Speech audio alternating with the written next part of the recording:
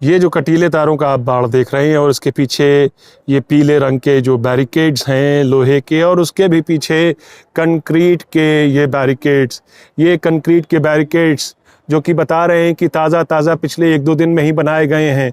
और इनके भी पीछे खड़ी है राइट कंट्रोल व्हीकल्स, और उनके भी पीछे खड़े हैं वो पुलिस वाले, तमाम रैपिड एक्शन फोर्स के भी और दिल्ली पुलिस के भी। और ये रास्ता जाता है दिल्ली की ओर।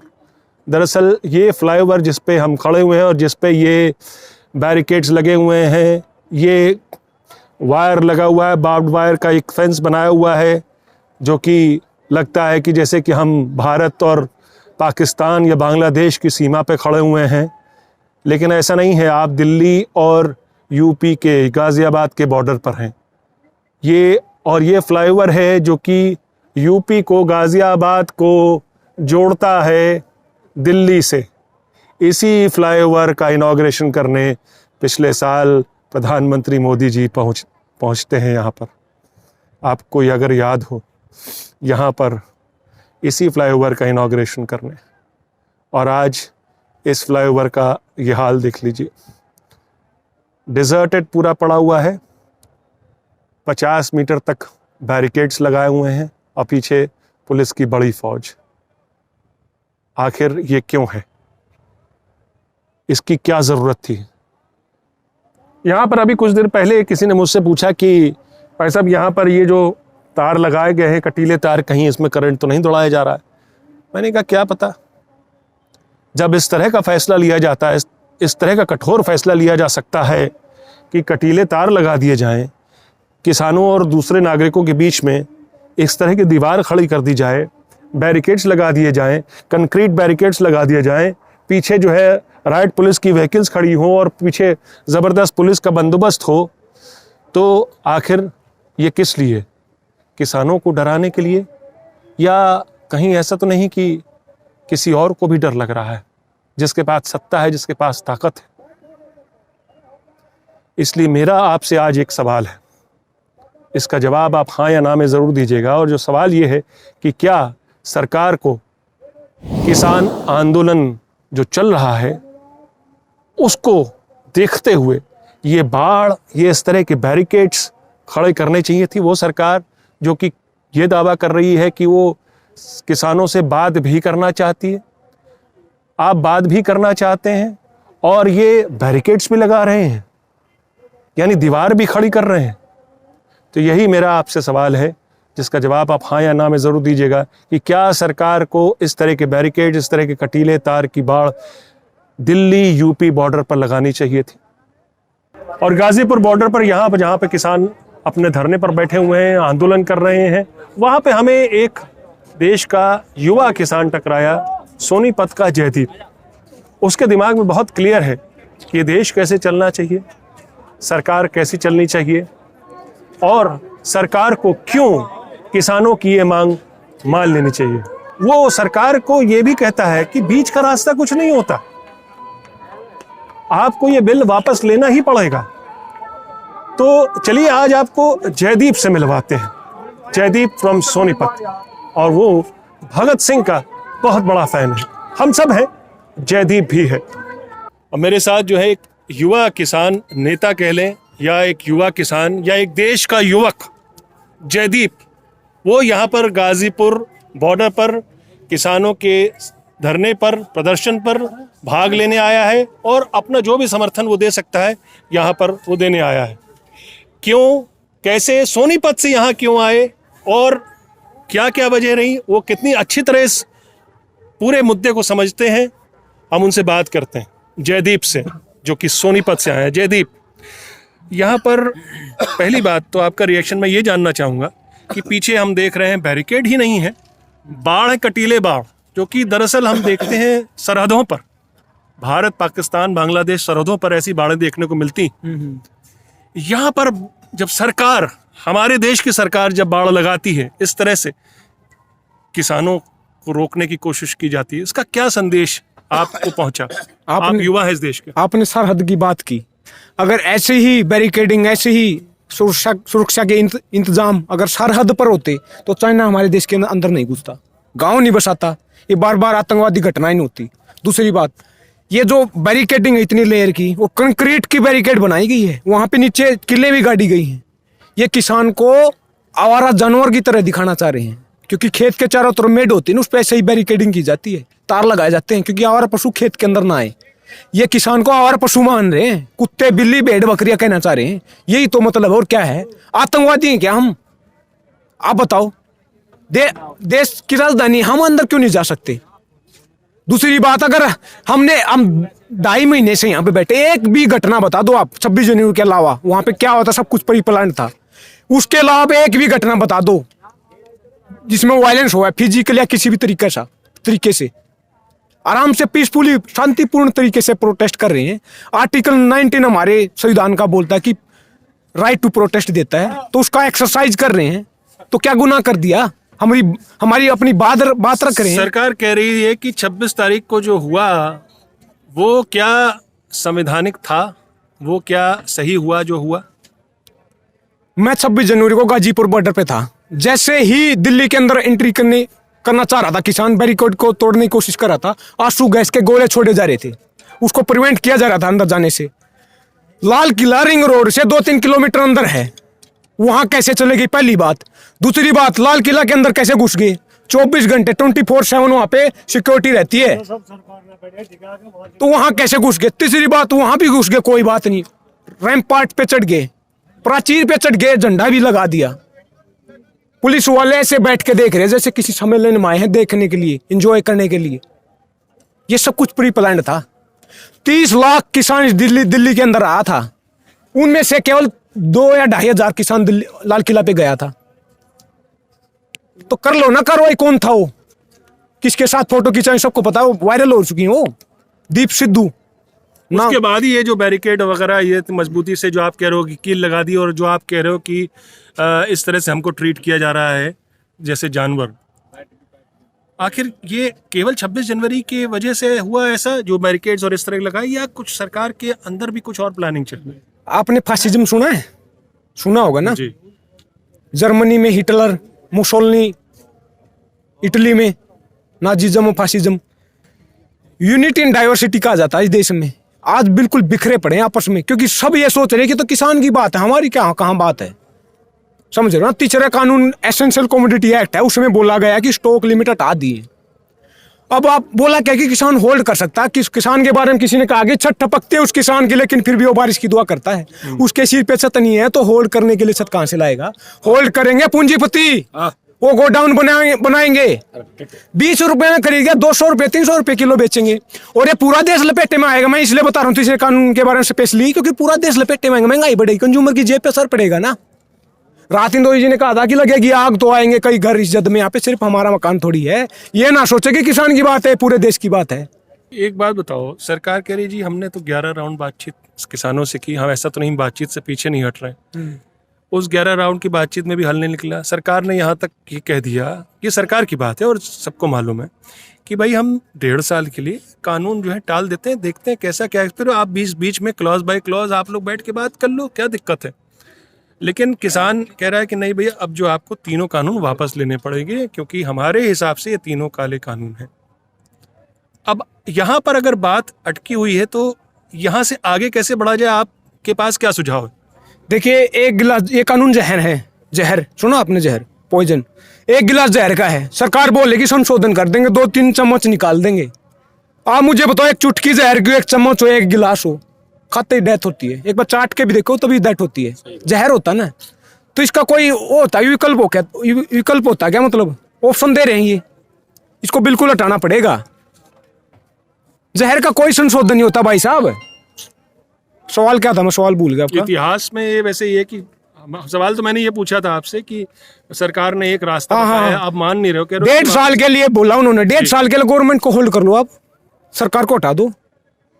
लॉजिक है इस बात में, क्योंकि किसान बोले 70% आबादी को बोल रहे हैं कि 1.5 साल के वापस चले जाओ। ये बार बार तो मजमा लगता नहीं है, ये जन आंदोलन है, हर चीज की बात हो रही है यहाँ पे, ये बार बार नहीं लगता। अपनी जिंदगी में पहली बार देखा इतना बड़ा आंदोलन है। ये 1.5 साल बाद दोबारा आएंगे क्या हम?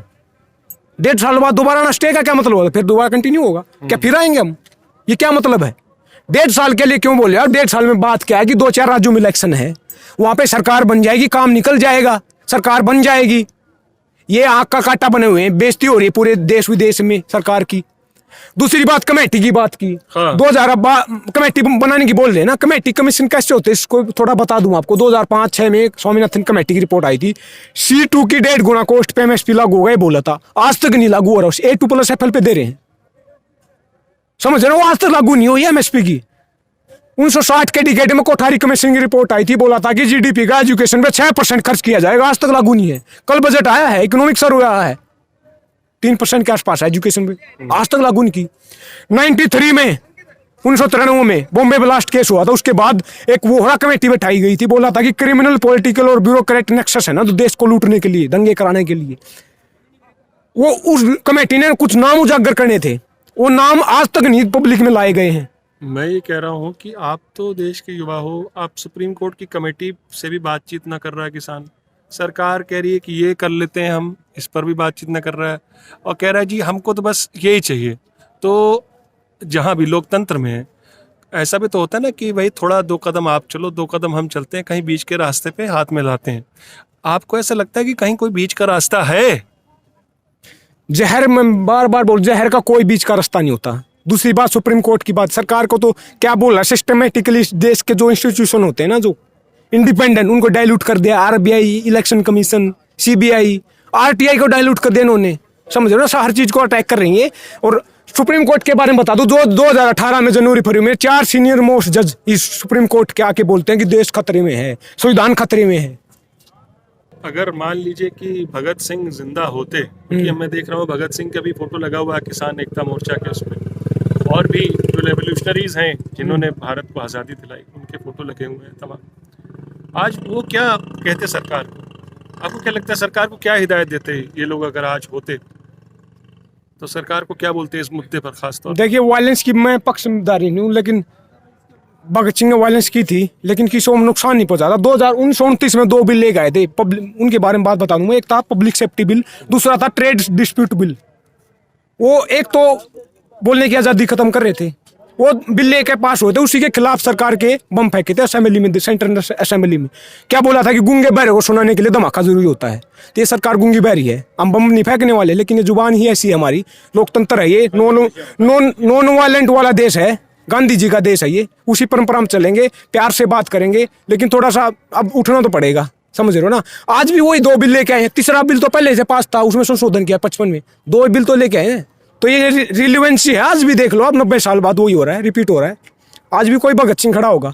भगत सिंह ने किसकी बात की थी? समाजवाद की, सोशलिज्म की। अब समाजवाद कौन सी तोप होती है? 2 चीजें होती हैं, एक तो होता है आर्थिक विकास, एक होता है सामाजिक विकास। आर्थिक विकास बोलता है कि जो आदमी 100 कमा रहा है वो 150 कमाएगा, अगर आर्थिक विकास होगा, लेकिन जो 0 कमा रहा है 0 ही कमाएगा। सामाजिक विकास बोलता है कि जो 100 कमा रहा है वो 150 कमाएगा, लेकिन जो 0 कमा रहा है ना वो भी 50 कमाएगा। अब मुझे बताओ, अब देश में क्या चाहिए? आर्थिक विकास चाहिए, सामाजिक विकास चाहिए? सामाजिक विकास चाहिए। इस देश में हो क्या रहा है? आर्थिक विकास। ये जो 5 ट्रिलियन की इकोनॉमी बनी, किसके लिए बन रही है? ऑक्सफैम की रिपोर्ट आती है, वो बोलती है कि 1% के पास देश का 60% धन है, देश के 10 के पास 90% धन है। 25 तारीख को नहीं आई है, वो बोला कि लॉकडाउन के दौरान अंबानी का 2 गुना धन हो गया है, पूंजीपतियों ने 35% मतलब बढ़ा है। तो गरीब के लिए एक ट्रेन की टिकट देने के लिए पैसे नहीं थे इनके पास। पार्लियामेंट जैसे ही आता है, बोलते हैं डाटा नहीं हमारे पास। जो हायरार्की है, चपरासी से लेकर डिस्ट्रिक्ट कलेक्टर तक। ये जो आखिरी सवाल फिर पूछ रहा हूँ, वापस उसी सवाल पर आ रहा हूँ। ये जो बाढ़ लगाई है, जिस तरह से लगाई है, यहाँ पर राइट पुलिस भी खड़ी हुई है, आप बताया कि नेल्स भी लगाए हुए हैं सड़कों पर, कीलें बड़ी बड़ी लगाई हुई हैं आधे फुट की। इससे बातचीत का माहौल बढ़ता है या बातचीत का माहौल खत्म होता है? ये जो सरकार ने किया, ये जो स्टेप लिया, 23 तारीख को ना 23 जनवरी को सरकार ने एक तरीके से बेइज्जती होती ना, ऐसे बोला जी आपका धन्यवाद, आपने वार्ता सफल करवाई, आपका धन्यवाद, आपने मतलब बात के लिए वो किया, समझ रहे हो ना? तरीके से बेइज्जती की। और ये तार लगाना वही तो है, ये कंक्रीट की दीवारें बनाना क्या कह रहे हैं कि लंबा चलेगा, ये हटने वाला नहीं किसान।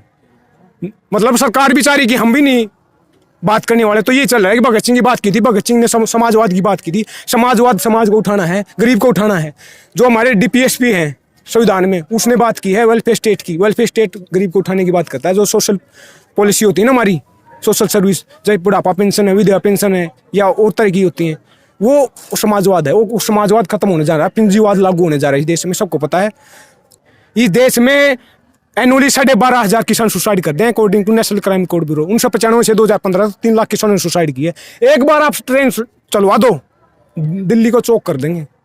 अब तो सांस की बात कर रहे हैं, जब आदमी नहीं हिल पाएगा, समझ रहे हो, इतना आदमी ऐसा, क्योंकि उनके पास पैसे नहीं है, रोटी के पैसे नहीं, कहाँ से पैसे लगा के आएगा? जहाज में आएगा, बस में आएगा, कितने दिनों में पहुंचेगा? समझ रहे हो, गरीब की ट्रेन थी, कोरोना वायरस आया कैसे? पैसे वाले लेके आए, जहाज में लेके आए, सफर कौन करा? गरीब। ट्रेन बंद है, जहाज फिर चल पड़ा, सबसे पहले चला जहाज, लेकिन ट्रेन नहीं चल रही। गरीब के लिए ट्रेन है, गरीब को लपेटा जा रहा है हर तरीके से। मैंने बोला ना 8 करोड़ माइग्रेंट पैदल गए बेचारे, कोई रास्ते में निपट गया, कोई घर जाके निपट, मरे कि नहीं मरे? तो यही तो है नया भारत। बात को अपनी को खत्म करना चाहूंगा कि भगत सिंह को आना पड़ेगा, समझ रहे ना। भगत सिंह ने कहा था कि लिख रहा हूँ अंजाम जिसका कल आगा आ जाएगा, मेरे खून का एक कतरा इंकलाब लाएगा। जोर से बोलना है, क्योंकि उसी भगत सिंह ने कहा था कि क्या बोला था, फिर से बोलिए, ठीक से बोलिए। कि लिख रहा हूँ अंजाम जिसका कल आगा आ जाएगा, मेरे खून का एक कतरा इंकलाब लाएगा। जोर से बोलना है, क्योंकि इसी भगत सिंह ने कहा था कि गूंगे बहरों को सुनाने के लिए धमाका जरूरी होता है, और ये आवाज हमारी धमाका है, पार्लियामेंट तक आवाज जानी चाहिए। गूंगे बहरे हो, इंकलाब इंकलाब इंकलाब इंकलाब इंकलाब। जय हिंद, जय भारत। एक युवा नेता, देश के एक युवा को आपने अभी सुना, और उनका ये कहना है कि बीच का रास्ता कोई नहीं हो सकता।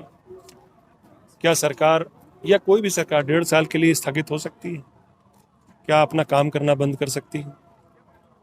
अगर नहीं, तो ये बिल 1.5 साल के लिए स्थगित कर देना ये सोल्यूशन नहीं हो सकता। सोल्यूशन वही है जो इनकी डिमांड है, और कह रहे हैं कि बिल को सरकार को वापस लेना पड़ेगा, क्योंकि किसान आंदोलन के रास्ते से वापस नहीं हटेगा। ये जो सड़क आ रही है, ये भी दिल्ली से सड़क आ रही है, और ये रास्ता जो है गाजियाबाद के वैशाली की ओर जा रहा है, और सीधा रास्ता जो है वो इंदिरापुरम की जा रहा है। और ये ठीक इस मोड़ पर आकर आप देखिए, यहाँ पर भी बैरिकेड्स लगाए हुए हैं, लोहे के भी बैरिकेड्स हैं, कंक्रीट के बैरिकेड्स हैं, पूरी बाड़ लगाई हुई है कटीले तारों की। तो आप दिल्ली की से जो आने वाला जो रास्ता है, और यहाँ से काफ़ी ट्रैफिक जो है फ्लो है। जाहिर तौर पर यहाँ पर जो रह रहे हैं लोग, यहाँ पे आसपास के लोग, उनको परेशानी हो रही होगी, इसमें कोई शक नहीं। लेकिन आप सोचिए कि ये आखिर क्यों कर रही है सरकार? ये किसान तो बातचीत कर रहे थे, बातचीत करने के लिए तैयार थे। एक 26 जनवरी का इंसिडेंट होता है, जो पीसफुल डेमोन्स्ट्रेशन चल रहे थे तीनों धरना स्थलों पर। एक 26 जनवरी को लाल किले पे जो वारदात होती है, उसके लिए जो भी गुनाहगार है उनको पकड़े सरकार, और कानूनी कार्रवाई जो बनती है वो करें। लेकिन इस तरह से, आपको अगर याद आ रहा हो कि शाहीन बाग में भी जब आंदोलन चल रहा था सीएए के खिलाफ, उस समय भी आसपास के जितने रास्ते थे वो बंद करा दिए गए थे, और उसकी वजह से, शाहीन बाग में आंदोलन की वजह से नहीं, वो जो आसपास के रास्ते, दूसरे रास्ते भी ब्लॉक कर दिए गए। इसी तरह से उस तरह की हैवी बैरिकेडिंग नहीं थी जो कि आज देखने को मिल रही है, यहाँ पर देखने को मिल रही है गाजियाबाद और दिल्ली के बॉर्डर पर, गाजीपुर बॉर्डर पर। लेकिन तब भी बैरिकेडिंग की गई थी, रास्ते ब्लॉक कर दिए गए थे, ताकि आसपास के लोगों को परेशानी हो और वो लोग निकल कर आए और लोग कहें जी ये प्रदर्शन नहीं होने चाहिए। लोकतंत्र में प्रदर्शन नहीं होने चाहिए, अपनी मांगों को लेके लोगों को पीसफुल डेमोन्स्ट्रेशन नहीं करना चाहिए, ये तो उनका संवैधानिक अधिकार है। तो आखिर इस तरह की बाड़ लगाकर, इस तरह के बैरिकेड्स लगाकर क्या भेद पैदा करने की कोशिश कर रही है सरकार? क्या 2 तरीके के नागरिक हैं? एक नागरिक वो जो कि हमेशा मांग करता है, जो कि हमेशा धरने पे बैठा रहता है, जो कभी संतुष्ट नहीं होता। कभी स्टूडेंट्स संतुष्ट नहीं होते हैं सरकार के लिए, वहां पर कैंपस में जाके उन पे लाठियां बरसाई जाती हैं, जामिया हो या जेएनयू हो। जेएनयू में तो नकाबपोश आ जाते हैं। और कभी किसान धरने पे बैठे अपनी मांगों के साथ, जायज मांगों के साथ, उस पर बातचीत करना चाहिए। उस पर सरकार ये भी कह रही है ठीक है जी, हम आपके लिए ये 1.5 साल तक हम ये कानून को टाल देते हैं। भाई जब आप टाल सकते हैं तो ये कानून वापस क्यों नहीं ले सकते? अब सवाल ये भी उठ रहा है, और वही मांग जो है इन किसानों की भी है कि आप ये तीनों कानून जो हमारे हिसाब से काले कानून हैं, नहीं होने चाहिए थे अव्वल, तो आप लाए जोर जबरदस्ती से, ये वापस ले लीजिए, हम चले जाएंगे अपने घर। लेकिन नहीं, क्या किया जा रहा है? इस तरह के बाढ़ और इस तरह का बैरिकेड्स लगाए जा रहे हैं और फिर कह रही नहीं जी हम तो तैयार है किसान से बातचीत करने के लिए। इस तरह के बाढ़ जो कि इस तरह के जो आप देखते हैं अंतर्राष्ट्रीय सीमाओं, बांग्लादेश, पाकिस्तान, यहाँ पर हमको देखने को मिलते हैं, यहाँ पर लगाए जा रहे हैं दिल्ली और यूपी के बॉर्डर। इसलिए मेरा आपसे आज एक सवाल है, इसका जवाब आप हाँ या ना में ज़रूर दीजिएगा। और जो सवाल ये है कि क्या सरकार को किसान आंदोलन जो चल रहा है उसको देखते हुए ये बाढ़, ये इस तरह के बैरिकेड्स खड़े करने चाहिए थी? वो सरकार जो कि ये दावा कर रही है कि वो किसानों से बात भी करना चाहती है, आप बात भी करना चाहते हैं और ये बैरिकेड्स भी लगा रहे हैं, यानी दीवार भी खड़ी कर रहे हैं। तो यही मेरा आपसे सवाल है जिसका जवाब आप हाँ या ना में ज़रूर दीजिएगा कि क्या सरकार को इस तरह के बैरिकेड, इस तरह के कटीले तार की बाढ़ दिल्ली यूपी बॉर्डर पर लगानी चाहिए थी? तो ये थी आज की न्यूज़बाजी। फिर मिलेंगे एक नई न्यूज़बाजी के साथ, तब तक के लिए नमस्कार।